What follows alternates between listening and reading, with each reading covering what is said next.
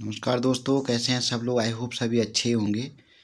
दोस्तों, आज की जो न्यूज़पेपर है उसकी हेडलाइन की जो प्रमुख हेडलाइंस हैं शिक्षा से संबंधित, नौकरी से रिलेटेड, उससे संबंधित आज हम यहाँ पर खबरों पर पहले बात कर लेते हैं। तो पहली खबर है दोस्तों, शारीरिक शिक्षक के पद समाप्त करने पर आंदोलन की चेतावनी।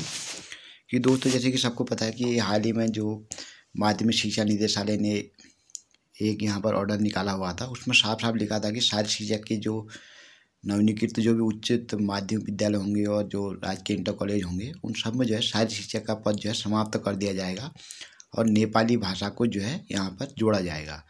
तो उसी के विषय में यहाँ पर शारीरिक शिक्षक के पद समाप्त करने पर आंदोलन की चेतावनी। भविष्य में उच्चीकृत होने वाले हाई स्कूल और इंटर कॉलेज में शारीरिक शिक्षा का पद शामिल न करने पर बीपीएड एमपीएड परिशिष्ट बेरोजगार संगठन ने विरोध किया।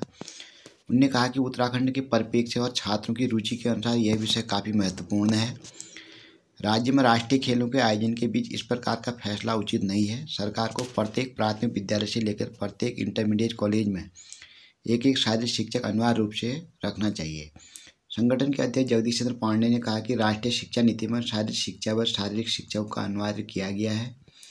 यदि सरकार ने 10 दिन के भीतर इस पर निर्णय नहीं लिया तो 26 दिसंबर को बीपीएड एमपीएड बेरोजगार यमुना कॉलोनी में शिक्षा मंत्री के आवास के बाहर आत्मघाती कदम उठाने को मजबूर होंगे। तो यहाँ पर उनकी कुछ प्रमुख मांगें भी यहाँ पर उन्हें रखी हैं।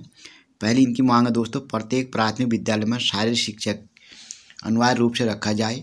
दूसरा, उच्च प्राथमिक विद्यालय में शारीरिक शिक्षक की नियुक्ति को मंजूरी दी जाए। तीसरी इनकी मांग है दोस्तों, व्यायाम प्रवक्ता पद सृजित किया जाए। बीपीएड एमपीएड को आयु सीमा में छूट मिले। तब माध्यमिक विद्यालय में शारीरिक शिक्षा का पद यथावत रखा जाए। दोस्तों, पिछले दिन जैसे कि आपने देखा था कि यहाँ पर जो है एक जियो यहाँ पर जारी किया था, उस ऑर्डर को यहाँ पर मैं दिखाता हूँ आपको।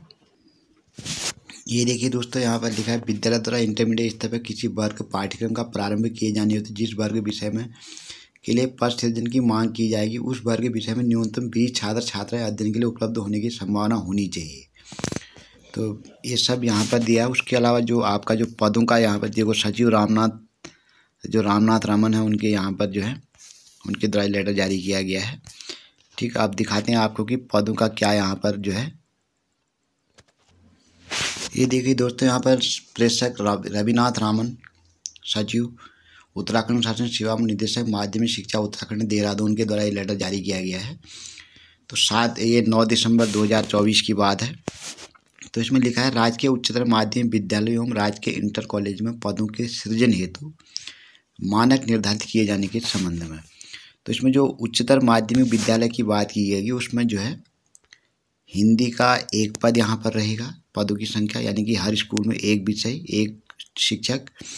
उसके अलावा आधुनिक भारतीय भाषा उर्दू, पंजाबी, बंगाली अथवा अंग्रेजी अथवा संस्कृत में से एक, गणित गृह विज्ञान के लिए 2, विज्ञान के लिए 1, सामाजिक विज्ञान के लिए 1, कला शिक्षा के लिए 1।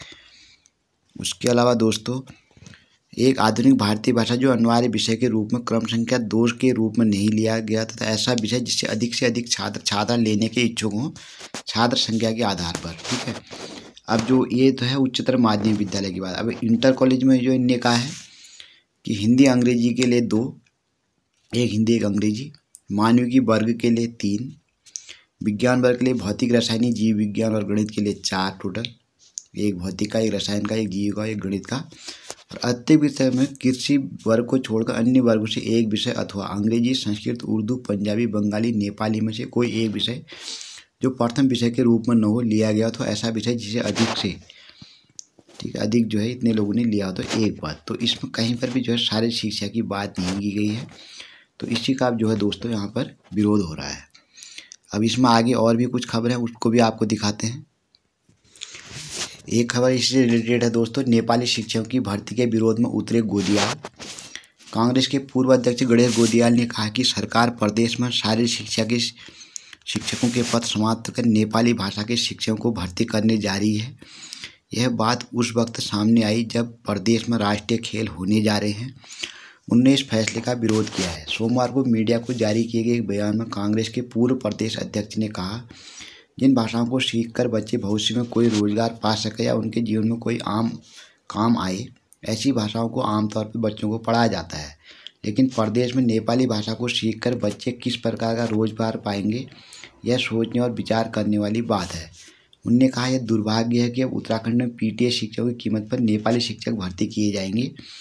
उन्होंने सरकार से इस विषय पर पुनर्विचार की मांग की। उन्होंने कहा कि उत्तराखंड नेपाली भाषा के शिक्षकों के नहीं, पीटीएस शिक्षकों की ज़रूरत है, ताकि स्कूलों से भविष्य के बड़े खिलाड़ी तैयार किए जा सकें।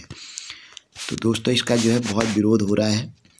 तो होप यही करते हैं कि जल्दी सरकार इस पर जो है एक सकारात्मक कदम लेगी और इस निर्णय को बदलकर पुनः जो है प्राथमिक एवं राजकीय इंटर कॉलेजों और माध्यमिक विद्यालयों में सभी जगह जो है एक जो है पीटीएस शिक्षक यानी कि व्यायाम शिक्षक की यहाँ पर नियुक्ति करेगी, और करना भी चाहिए, क्योंकि राष्ट्रीय खेलों का आयोजन भी इस बार उत्तराखंड में हो रहा है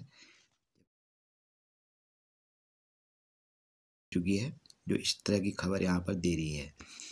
तो दोस्तों, इसी तरह की लेटेस्ट अपडेट के लिए बने रहिए हमारे साथ। हमारे वीडियो को लाइक कीजिए, शेयर कीजिए और चैनल को सब्सक्राइब कीजिए। मिलते हैं अगले वीडियो में।